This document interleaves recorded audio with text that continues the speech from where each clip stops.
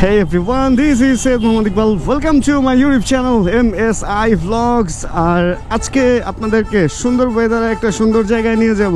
অনেক দিন পর আজকে উঠছে রোদ, সকাল থেকে মোটামুটি রোদ একদম ঠিকঠাক সোনালি সোনালি একটা ব্যাপার স্যাপার আছে। কয়েকদিন গোমট গোমট একটা ব্যাপার হয়ে মানে একদম মন টনও খারাপ থাকছে, কিরকম বৃষ্টি পানি এই সেই। রোদ উঠাতে এখন সব ফুরফুরা লাগতেছে, আর রাস্তাঘাট বৃষ্টি টিষ্টি হওয়াতে একদম পরিষ্কার, এর মধ্যে রোদ, সব মিলা একটা খুশি কাজ করতেছে। জানেনই তো বৃষ্টির কারণে তো আসলে বেশ ক্ষয়ক্ষতি হচ্ছে, বন্যা টন্যা সবকিছু মিলা বৃষ্টি থামাটা মানে আমাদের জন্য আসলে অনেক বড় একটা আশীর্বাদ। এখন বলে যে ওই যে বৃষ্টি, আসলে বৃষ্টি হচ্ছে রহমতের বৃষ্টি, ঠিক আছে রহমতের বৃষ্টি, ঠিক আছে ওটা তো অবশ্যই রহমতের বৃষ্টি, বাট সব বৃষ্টি সবার জন্য সুখ বয়ে আনে না, কথা আছে না। এবারের বৃষ্টিটা আসলে আমাদের জন্য সুখ বয়ে আনে নাই। আর আজকে বেরোইছি হচ্ছে, এখন আসি খিল খেতে, বুঝতেই তোছেন। এই বাস আমাকে একটু চাপাচাপিও দেওয়ার চেষ্টা করতেছে, সিভিল এভিয়েশন স্কুল অ্যান্ড কলেজের বাস। যাই হোক, অনেক তাড়াহুড়া সম্ভবত। আর আমি বেরোইছি হচ্ছে, আমি যখন যে আন্দোলন চলতেছিল তখন একবার পূর্বাচলে ঢুকছিলাম, খেয়াল আছে, একটা প্লটের যে ওয়ালের কাজ হইতেছিল বলছিলাম। যাই হোক, ওইটা ওই দিনও দেখাই নাই, আজকে ওই ওয়াল টু ওয়ালের কাজ দেখা এত লাভ নাই। আজকে হচ্ছে এমপিটাকে নিয়ে যাচ্ছি সেই জায়গায়, যে জায়গাটায় হচ্ছে আমরা বন্ধু বান্ধব অনেক বেশি আড্ডা দিই। মানে একটা জায়গা আছে যে জায়গাটা আমাদের অনেক পছন্দের, 300 ফিট পূর্বাচলের পাশে। অ্যান্ড বিকেল টাইম বা সন্ধ্যার টাইমটা আমরা ওইদিকে অনেক বেশি আড্ডা দিই। এই কারণে আজকে এমপিটাকেও দেখাইতে নিয়ে যেতেছি যে চলো এমটি, তোমাকে আমরা আমাদের আড্ডার জায়গা দেখাই। আসলে নাম্বারটা না হওয়াতে একটু কষ্ট ফিল হইতেছে আমার, একটু লুকায়া চলতে হইতেছে। বাট আশা রাখা যায় 2-1 দিনের মধ্যে হয়তো নাম্বারটা পাওয়া যাব, হয়তো 1-2 দিনের মধ্যেই বাইকটা নিয়ে হাজিরা দেওয়ার কথা ছিল। এখন দেখি যদি ডেট সব ঠিক থাকে তাহলে নাম্বার হয়ে গেলে একদম সুন্দর সব জায়গায় যেতে পারবো। অ্যান্ড খুব তাড়াতাড়ি লং একটা ট্রিপে বের হব, দূরে যাওয়া দরকার। অনেক দিন হয়ে গেছে আমি বাইকে লং ট্যুর করি না। কতদিন হবে এটা আপনাদের উপরেই ছেড়ে দিলাম। আসলে আমার তো মনে হয় অনেক দিন হয়ে গেছে, লাস্ট যেই কয়টা ট্যুর করছি সবগুলাই গাড়ি নিয়ে করছি। অ্যান্ড এই তো ও আচ্ছা, গতকালের ভিডিওতে এক ভাই একটা কমেন্ট করছে, দাঁড়ান এখানে একটু দাঁড়াই, এই জায়গাটা দেখে একটু কেন জানি দাঁড়াইতে ইচ্ছে হলো, এত সুন্দর গাছপালা, ওরে ভাই পুরা জঙ্গল একটা ফিল। অ্যান্ড দেখেন আমি একটা বাইকের জিনিস দেখাবো আপনাদেরকে। এই তো ফ্রন্ট লুক ফ্যাক্ট না, ফ্যাক্ট হচ্ছে ব্যাক লুক। ব্যাকের এই লুকটা নাম্বার প্লেট ছাড়া একদম খারাপ লাগতেছে। এই জন্য আজকে ঘরে আমি একটা নাম্বার প্লেট দেখলাম, আমার আছে 4V একটা নাম্বার প্লেট, ভাবছি ওইটা লাগাবো। আর এমটির মধ্যে এমনিতেও বিআরটি এর বড় নাম্বার প্লেটটা আমার বেশি একটা ভালো লাগে না, আমি এটার মধ্যে হয়তো আফটার মার্কেট ছোট নাম্বার প্লেটই ইউজ করবো। অ্যান্ড আমাকে যে গতকালকে একজন একটা কমেন্ট করছে, ভাই বাইকে নাম্বার নাই তাতে কি হয়েছে, এটাতে মনের নাম্বারই আসল নাম্বার। কথাটা আমার ভালো লাগছে, মনের নাম্বারই নাকি আসল নাম্বার। আচ্ছা চলেন আমরা আবার আগের জায়গায় রওনা হই যেখানে যাওয়ার জন্য বেরিয়েছি। রোদের কারণে একটু গরম লাগতেছে, বাইক টান দিয়েছি পরে তো বাতাস লাগছে। অ্যান্ড বাইক থামার পরে গরম একটা ভালো মানে গরম ফিল হইতেছে, বেশ গরম ফিল হইতেছে। চলো বাইক চলো, তুমি চললে মোটামুটি ঠান্ডা লাগে। অ্যান্ড ফুয়েল মোটামুটি ভালোই শেষ হয়েছে, 2 কাটা আছে আর। অ্যান্ড ট্রিপ 1-এ আমার দেখতে হবে যে কত কিলো চালাইছি আমি। খুব বেশি কিলো তো চালাই নাই, তেল কি এবার বেশি শেষ হইলো? ট্রিপ 1 কই, ট্রিপ 1 হচ্ছে এইটা, 228 কিলোতে 2 কাটা আছে, তার মানে 300 কিলো চালানো যাবে 10 লিটারে। এটা অবশ্য 11 লিটারের ট্যাঙ্ক সম্ভবত, বুঝতেছি না। এবার ট্যাঙ্ক ফুল করলে বোঝা যাবে যে ও আবার 3 কাটায় উঠে গেছে, না ভালোই চলবে। আশা রাখি 38-40 পাবো, যেহেতু ব্রেক ইন পিরিয়ডের ইঞ্জিন। অ্যান্ড এমটিতে তো মোটামুটি 50-এর আশপাশে মাইলেজ থাকে, এটা আমরা সবাই জানি। R15, MT-15 এগুলাতে মাইলেজ একটু বেশি, যদি এমটির চেয়ে R15-এর মাইলেজ বেশি, কারণ ওটা অ্যারোডাইনামিক হওয়াতে ওটা বাতাস কাটতে পারে ভালো। এটা তো আবার বাতাসে একটু মাইলেজ খায়, মানে এতে বাতাস আটকায় বলে মাইলেজ একটু কম পাওয়া যায়, কারণ ফুয়েলটা একটু বেশি খরচ হয় ওই টাইমে। আর 300 ফিটে মনে হয় চেকপোস্ট উঠাই দিছে, এখানেই তো চেকপোস্ট ছিল, হ্যাঁ চেকপোস্ট উঠাই দিছে। পুলিশ বলতে কিছুই নাই। এখন স্পিড লিমিট আবার নতুন করে এই সরকার এসে সেট করে কিনা কে জানে, তবে বাইকের সিসি লিমিটেশনটা উঠায় দেওয়া উচিত আমার যেটা মনে হয়। যাক চলেন আমরা রাইড এনজয় করতে থাকি। অ্যান্ড তারপরে আমরা ওই জায়গায় যাব যে জায়গার কথা বলছি, কি যেন কিক অফ না কি একটা ফুটবলের মাঠ আছে ওইটার পাশে, পূর্বাচল ক্লাবের নদীর অন্য পারে, মানে ঝিলের অন্য পারে। ওটা ক্যাডেট কলেজ ক্লাব যে আছে ওইটার ঝিলের অন্য পারে। আন্ডারগ্রাউন্ডে এত ভিড়ভাড়টা কিসের? এরা কি এখানে ফটো সেশন করার জন্য দাঁড়াইছে? মেবি এই একটা জায়গা, এটা হলো বালু নদীর উপরে উঠছে। দেখেন সামনে দেখলে মনে হয় না যে অনেক দূরে কোথাও যাইতেছি। নর্মালি আমরা যখন চিটাগাং যাই বা কক্সবাজার যাই, কক্সবাজার পর্যন্ত রাস্তা তো ছোট, চিটাগাং পর্যন্ত যখন যাই তখন এরকম কিছু বড় বড় রাস্তা দেখা যায়। আসলে এত বড় রাস্তা অবশ্য চিটাগাং হাইওয়ে না। এটা দেখলে আমার কেন যেন এই জায়গায় আসলে মনে হয়, যদি চিটাগাংয়ের সাথে তুলনা দেই, মনে হয় যে দেশের বাইরে মনে হয় চলে যেতেছি বাইক চালায়। এত সুন্দর লাগে। আসলে সবকিছুরই ভালো মন্দ দিক আছে। অনেকে তো আমরা আমাদের দেশে এই জিনিসটা খুব বেশি হয় যে একটা সরকার যখন নেমে যায় তখনই আমরা দেখি যে ওই সরকারের সব দোষ, বাট সবাই কিছু ভালো করে কিছু খারাপ করে। এখন এগুলা নিয়ে বলতে গেলেও আসলে সমস্যা। যে সরকারি বাংলাদেশ থেকে গেছে ওই সরকারি নাকি এই পাচার ওই পাচার কত কি অনেক খারাপ। কেন আমাদের দেশটা এরকম কেন? যে আসে সেই কেন লুটে খেতে চায় বলেন তো?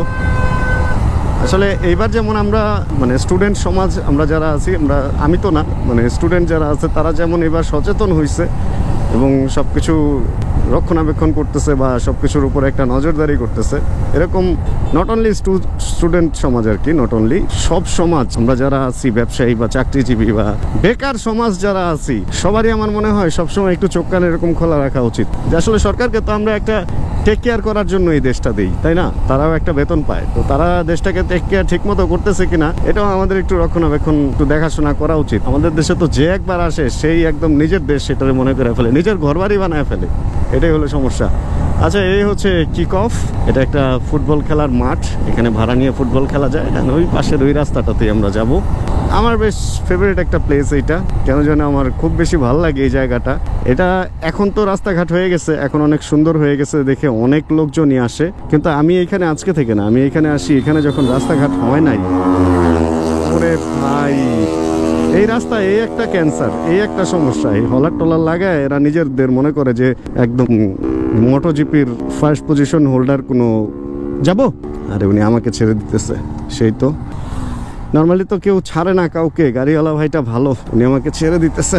ওরে ভাই, রোদ কি উঠছে, এটা তো সামনে দেখার মতোই অবস্থা নাই বলতে গেলে একদম। ভাই ভালো হয়েছে যে আমি উল্টা দিকে আসছি, অ্যান্ড আমি অনেকক্ষণ এখান থেকে বেরোবো না, কারণ যাওয়ার সময় রাস্তা এই দিকে, এই রোদ যদি চোখের মধ্যে লাগে ভাই সামনে কোনো কিছুই দেখা যাবে না। And this is the road. এখন মোটামুটি আর ওই যে গাছপালা হয়ে সুন্দর হয়ে গেছে।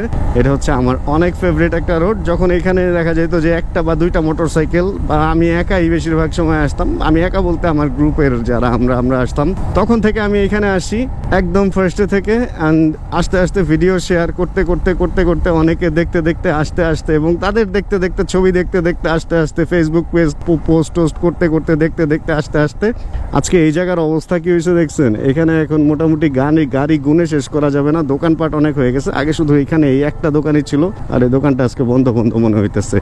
যে দোকানটা সবচেয়ে আগে মানে বলে যে পথ দেখায় সে থাকে সবচেয়ে আগে, কিন্তু এখানে যে পথ দেখাইছে সেই মোটামুটি এখন যায় দিন রঙিন ম্যাগাজিন একটা অবস্থা। আর আমি ওই যে প্রথম দিকে আসতাম শান্তিতে একা, এখানে আড্ডা দিতাম, এখানে এখন দোলনা টোলনা হয়ে তো একাকার অবস্থা হয়ে গেছে। আর পানিও অনেক উঠছে। লাস্ট যখন আসছিলাম বেশি না, 2-2.5 মাস আগে সম্ভবত, না এই আন্দোলনের মধ্যেও তো আসলাম ভাই, তখনও তো পানি ছিল না। হঠাৎ করে বর্ষায় দেখছেন পানির কি অবস্থা হয়েছে, মনে হইতেছে যে এইখানেই বন্যা হয়ে গেছে। অবশেষে একটা কিছুর বোতল, কাশের সম্ভবত সিরাপ টিরাপের বোতল দিয়ে বাইকটাকে এখানে রাখতে পারছি। অ্যান্ড এই হচ্ছে এখানের অবস্থা। রোদের কারণে মোটামুটি তাকানোই মুশকিল হয়ে যেতেছে। আমাদের বাসাটা নিচতলা হওয়াতে একদম মানে আশপাশে বড় বিল্ডিং, তো এই কারণে রোদের আলো আসে না, এই কারণে আমি বুঝতেও পারি নাই যে এই অবস্থা বাইরে। যাক, রোদ উঠছে তারপরেও এটা ভালো হয়েছে। অ্যান্ড এইদিকে এখনো পর্যন্ত পানি টানি আসে দেখা যায়, পিচ্ছিল হবে মনে হইতেছে। এখানে অনেকে মূলা গাছও লাগাইছে। এই হলো এখানের অবস্থা। লোকজন নৌকায় ঘুরতেছে অ্যান্ড ভাল লাগতেছে। বসবো এখানে কিছুক্ষণ বসে টসে তারপরে সন্ধ্যার আগে না, মোটামুটি রোদের তাপটা একটু কমলে এখান থেকে রওনা হব। বের হয়ে গেলাম হচ্ছে ওইখান থেকে। আর এখানে যে সুন্দর একটা মসজিদ আছে, একদিন ঢুকে দেখছিলাম। আর এই মসজিদটা পার হয়ে সামনে গেলে যে বাজারটা, এটা ল্যাংটার মাজার বলে এই জায়গাকে। এদিকে ল্যাংটার মাজার বলে একটা মাজার আছে, ওইটাও একদিন দেখতে গেছিলাম।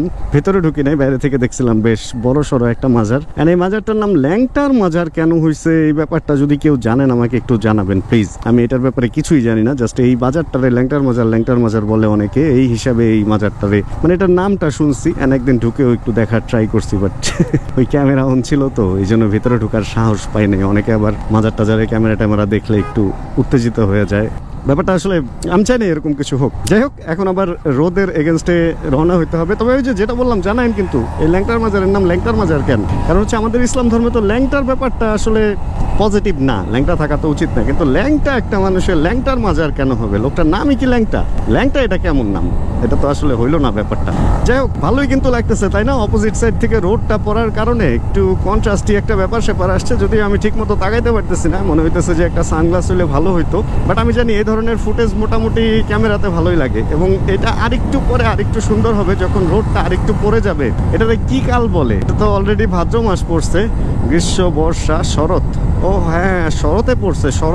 শরতের আকাশ তো অলওয়েজই সুন্দর। সূর্য ডুবার টাইমে আকাশের কালারটা এত বেশি সুন্দর হয় এই টাইমে। একটু দেখে যাওয়ার ইচ্ছা ছিল আজকে, যা কালকে পরশু বা এর মধ্যে আরেকদিন আসবো। বাইকের নাম্বার হোক, ফ্রিভাবে ঘুরবো যখন, বা এর মধ্যে যখন লং ট্রিপ দিব, তখন তো অবশ্যই মনে হয় সন্ধ্যা হবে কোনো না কোনো জায়গায় পৌঁছাইতে। ওই টাইমে আমরা আকাশের ওই রূপটা দেখতে পারবো ইনশাল্লাহ।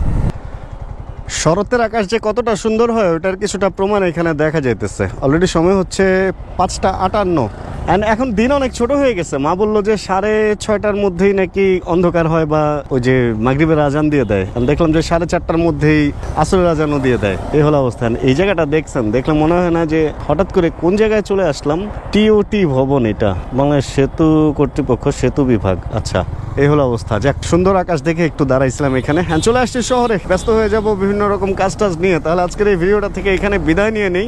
আপনাদের কাছ থেকে বিদায় নিতে ইচ্ছা হয় না, বাট তারপরেও বিদায় তো নিতেই হবে। ওরে ভাই, রেল লাইন, এলিভেটেড, উপরে নিচে রাস্তা, এদিকে বিমানবন্দর, একাকার অবস্থা। একটা যদি খালি নৌবন্দর এখানে থাকতো তাহলে তো পুরো ব্যাপারটা জোশ হয়ে যেত। যাক, তাহলে আজকের এই ভিডিও থেকে এখানে বিদায় নেই। হোপ রাখতেছি ভিডিওটা আপনাদের ভালো লাগছে। ভিডিও যদি ভালো লাগে তাহলে আকাশের কথা চিন্তা করে একটা লাইক দিয়ে দিন। চ্যানেলে নতুন হলে প্লিজ সাবস্ক্রাইব করে হয়ে যায় আমাদের ফ্যামিলি মেম্বার। জানাবেন কে কোন জায়গা থেকে বসে ভিডিও দেখছেন। তাহলে দেখা হচ্ছে এরকমই ভিডিও নিয়ে সামনে আবার। আর যতক্ষণ পরবর্তী ভিডিও নিয়ে আমি না আসতেছি, ততক্ষণ ইনশাআল্লাহ আমরা থাকবো ভালো, আমরা থাকবো সুস্থ, এবং করতে থাকবো চিল ইনশাআল্লাহ। Chill bro. Check the mic and make sure it sound right, boys.